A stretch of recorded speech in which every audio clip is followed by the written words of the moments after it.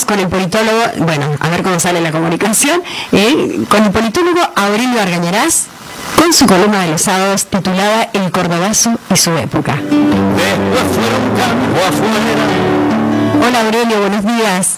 Buen día, Marines, ¿qué tal? ¿Cómo va? Bien, muy bien. Bueno, por cierto, hermoso tema el que has elegido para hoy.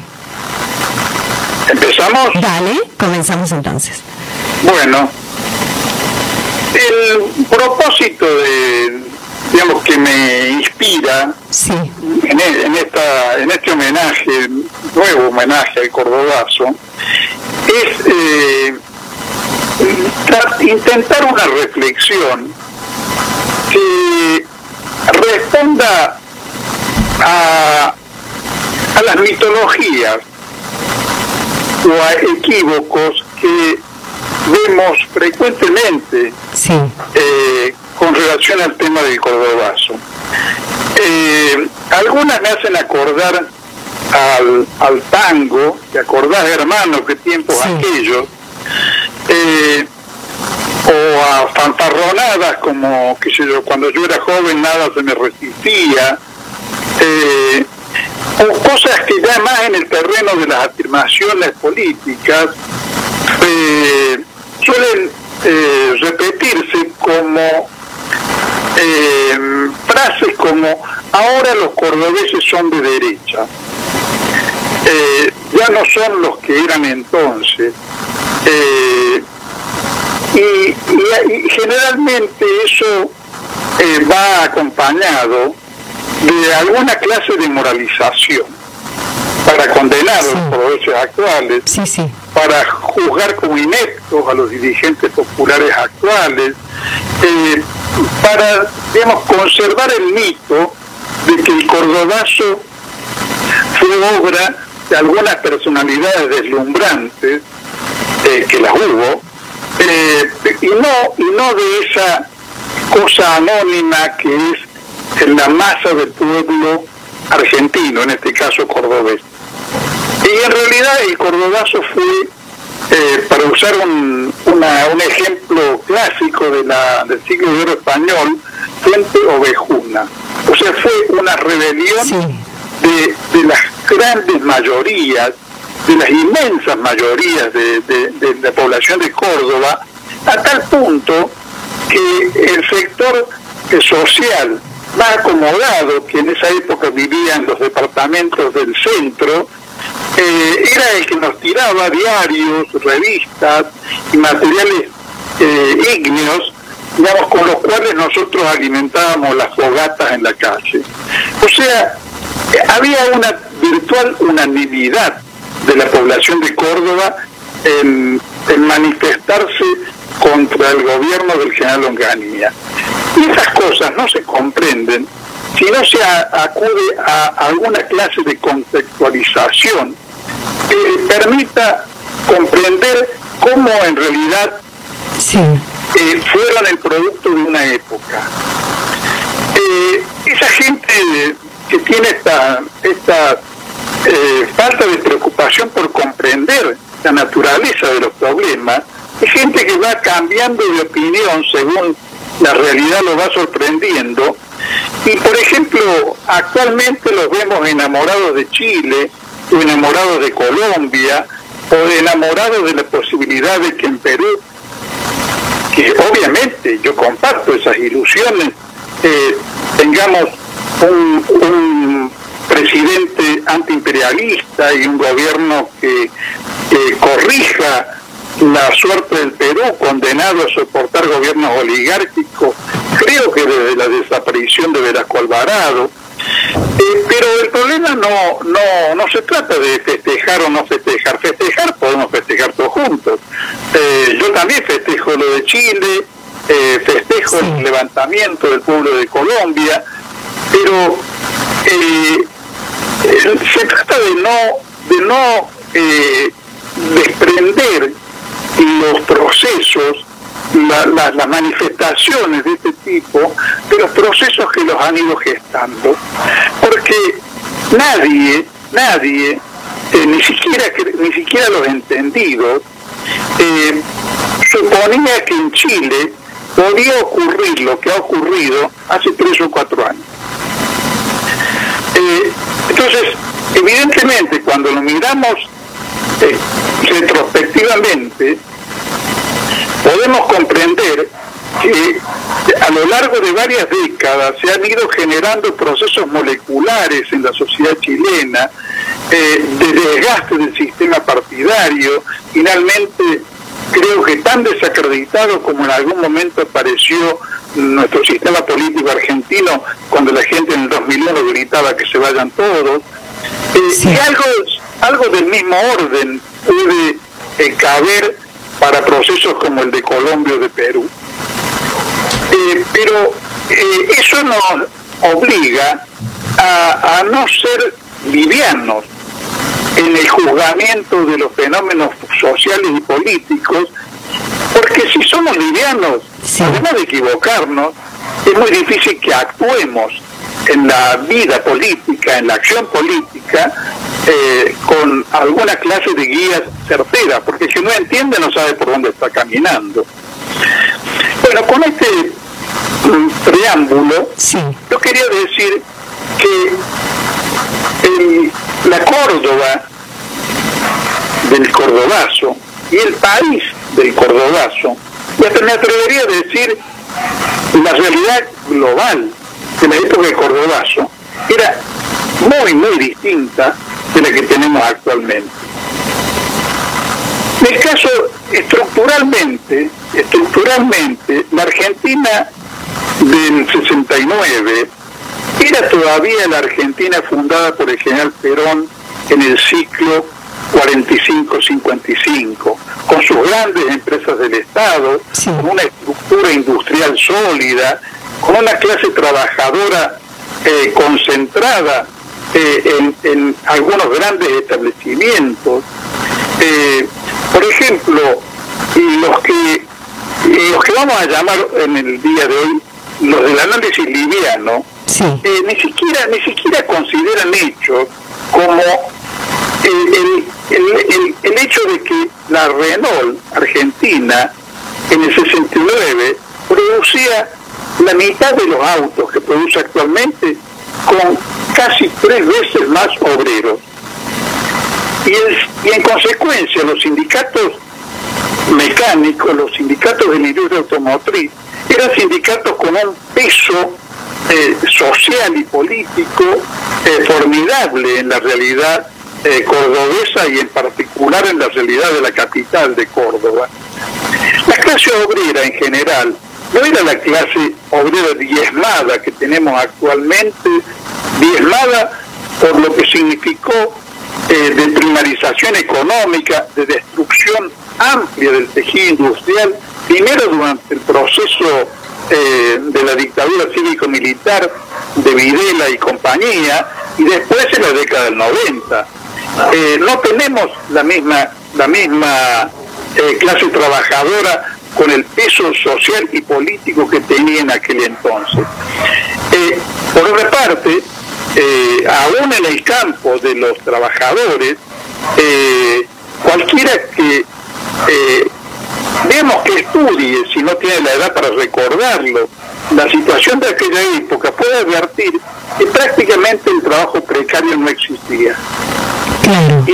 Y lo que se llama hoy la población bajo el nivel de la pobreza y de la indigencia, abarcaba a lo sumo fracciones del 4 o el 5% de la población argentina.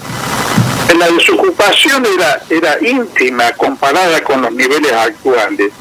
Entonces, la Argentina era otra. Y en esa otra Argentina, las fuerzas sociales podían comportarse de una manera que hoy es imposible de suponer, aunque no signifique eso que los trabajadores no puedan recuperar el protagonismo en las nuevas condiciones. Significa que en tal caso, para lograrlo, hace falta procesos de reflexión crítica y de reestructuración de las fuerzas políticas y sociales que lo posibiliten, porque en la medida en que las realidades son distintas, las fuerzas políticas y las fuerzas sindicales tienen que reacomodarse, y mi estimación personal es que no han logrado reacomodarse y en condiciones de que puedan responder a las realidades actuales. Por otra parte, es imposible olvidar que en el 69 gobernaba una dictadura militar oligárquica, que por ejemplo había intervenido en 1966 las universidades y había arrojado a la masa de la universidad, sobre todo el estudiantado, a una oposición feroz al régimen.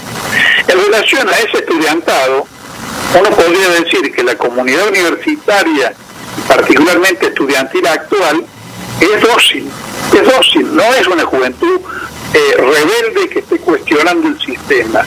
En tal caso, aún en los casos en que de alguna medida lo hace sin manifestarse de la manera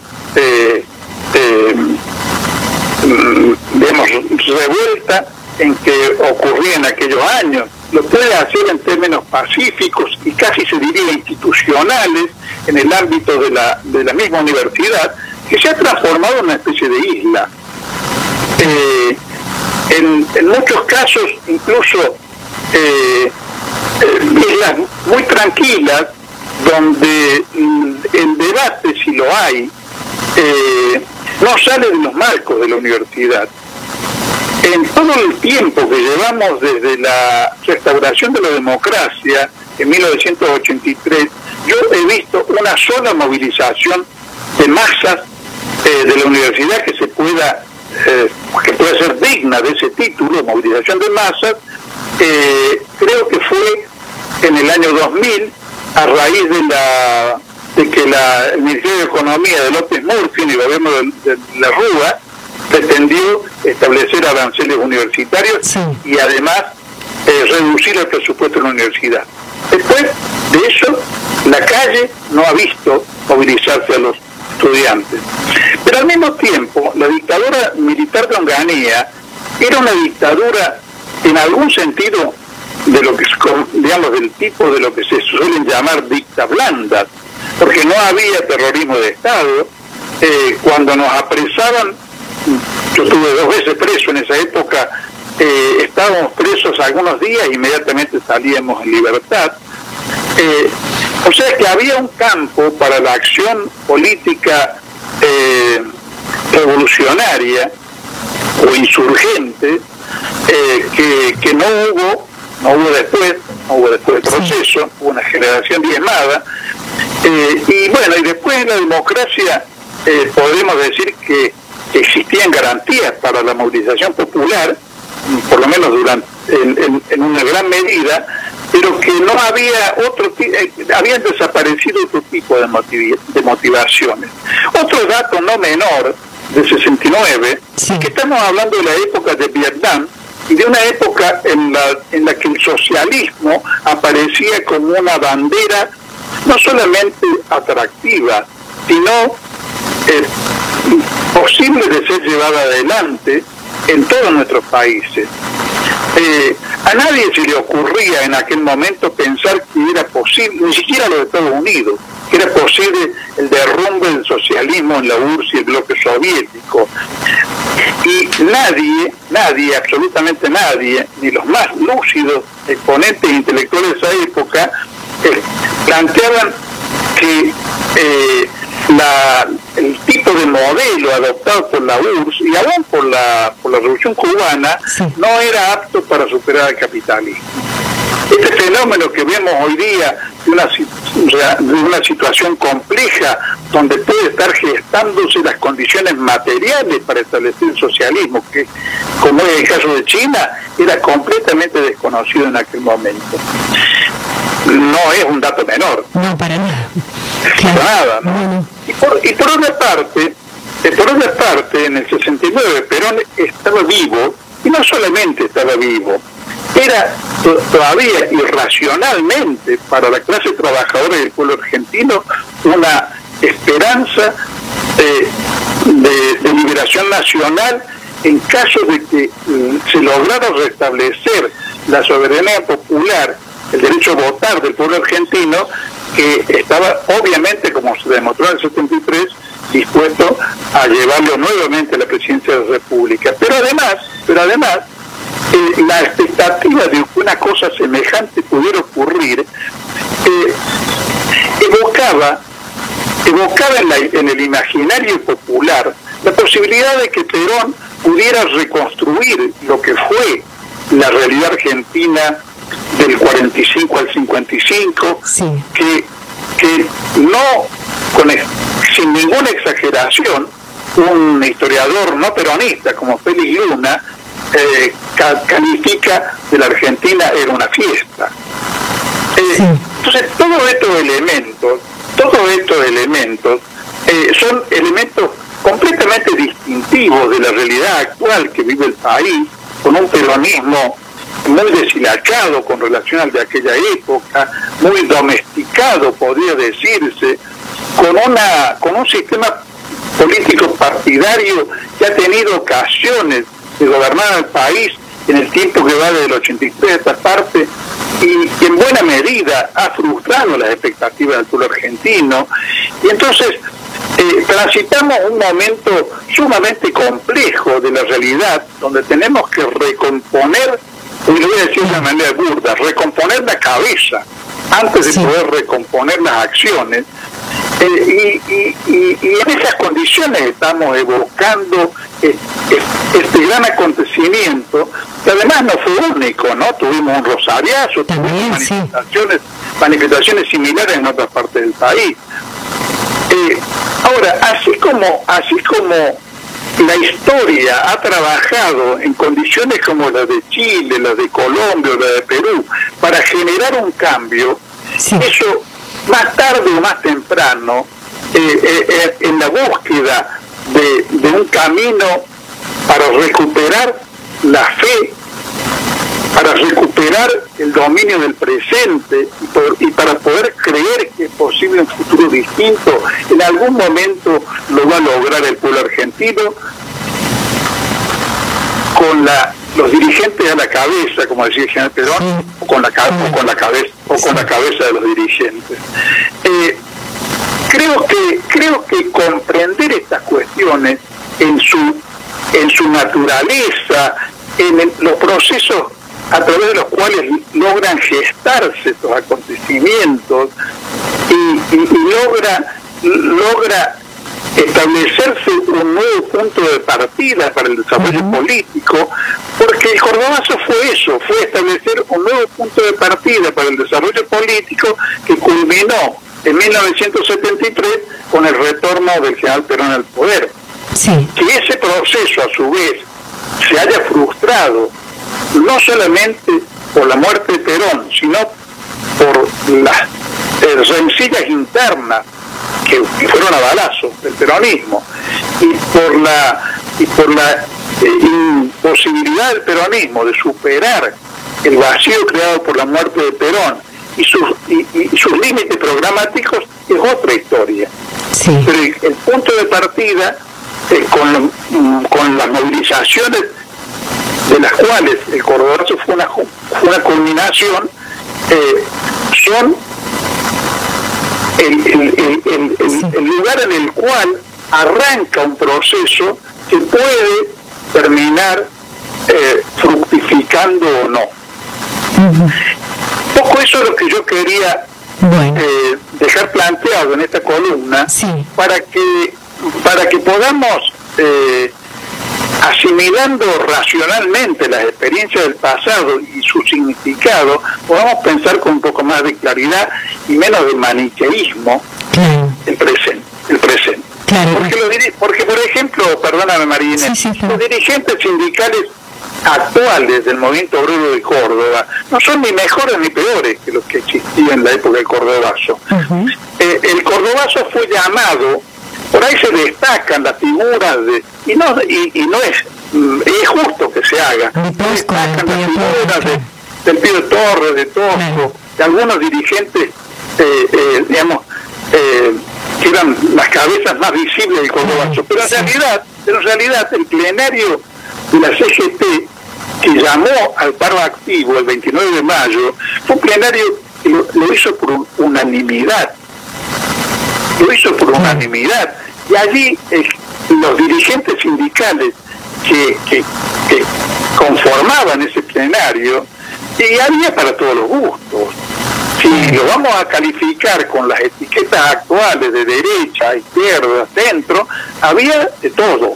En realidad fue una decisión unánime, porque el pueblo de Córdoba y su clase trabajadora estaban pidiendo que se hiciera eso. Y estudiantil también, claro. Claro. Sí. Queda entonces esto, ¿no? La tradición también del Cordobazo, tomándolo así, ¿no? Queda la tradición de la movilización contra cuestiones que trascienden lo individual, ¿no? Completamente. Sin la presencia del pueblo como protagonista fundamental. Porque al mediodía, después del mediodía, el proceso incluso había escapado a todo control. Ya no lo estaban rigiendo los dirigentes sindicales. El pueblo anónimo se había apoderado de las calles de Córdoba. Había, por ejemplo, yo recuerdo un grupo de desconocidos, no eran dirigentes, había decidido secuestrar el camión de bomberos. Se habían apoderado del camión de bomberos y apagaban lo que según su criterio, los incendios que según su criterio debían ser apagados, y dejaba que otros prosperaran.